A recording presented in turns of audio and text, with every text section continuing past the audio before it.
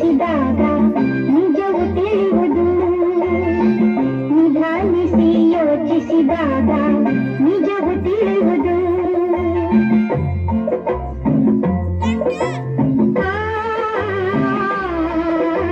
ದೂರದಲ್ಲೊಂದು ಕಾಡಿತ್ತು, ಕಾಡಲ್ಲಿ ಒಂದು ಮನೆಯಿತ್ತು.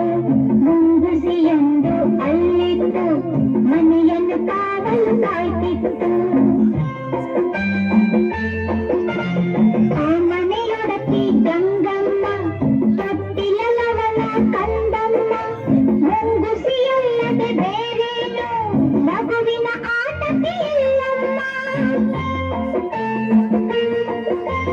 ಮುಂಗುಸಿಯೊಡನೆ ಪ್ರೀತಿಯಲ್ಲಿ, ಕಂದನ ಜೊತೆಗೆ ಪ್ರೇಮದಲ್ಲಿ ಬಾಳುತ್ತಲಿದ್ದಳು ಗಂಗಮ್ಮ. ಮುಂದೇನಾಯಿತು ಕೇಳಮ್ಮ. ಮನೆಯಲ್ಲಿ ನೀರು ಮುಗಿದಿರಲು, ಹೊಳೆಯ ಕಡೆಗೆ ಹೊರಟಿರಲು, ಕಂದನ ಇನ್ನು ಮಲಗಿರಲು ಮುಂಗುಸಿಯನ್ನು ಕೂಗಿದಳು. ಮನೆಯಲ್ಲಿ ಬೇರೆ ಯಾರಿಲ್ಲ, ಮಗುವಿಗೆ ಯಾರೂ ಜೊತೆಯಿಲ್ಲ. ತೊಟ್ಟಿಲ ಬಳಿಗೆ ಕಾವಲಿರು, ಹೊರಗಡೆ ಎಲ್ಲೂ ಹೋಗದಿರು. ತಂಗಿಯ ಹೊಳೆಗೆ ಹೊರಟಾಗ ಬೇಲಿಯಲ್ಲಿದ್ದ ಕರಿನಾಗ.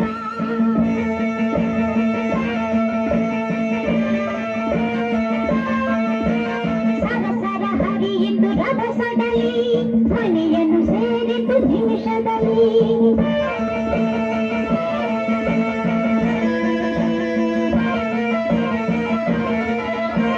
ಮುಂಗಿಸಿ ನೋಡಿತು ಹಾವನ್ನು,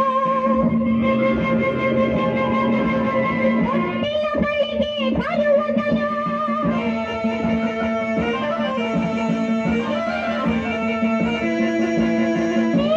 ಬಿದ್ದಿತು ವೇಗದಲ್ಲಿ, ಕಾಲಗ ನಡೆಯಿತು ರೋಷದಲ್ಲಿ.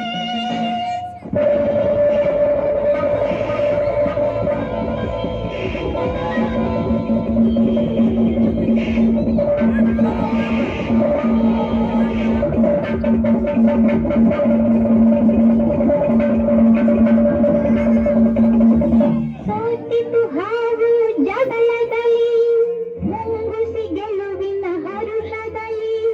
ಹಾವಿನ ಪ್ರಾಣವ ಹೀರಿತ್ತು, ಬಾಯಲ್ಲಿ ರಕ್ತವು ಚಿನುಗಿತ್ತು. ಬಾಗಿಲು ನೀರನ್ನು ತರುತ್ತಿರಲು, ಕೈ ಬಳೆನಾದವು ಕೇಳಿಸಲು.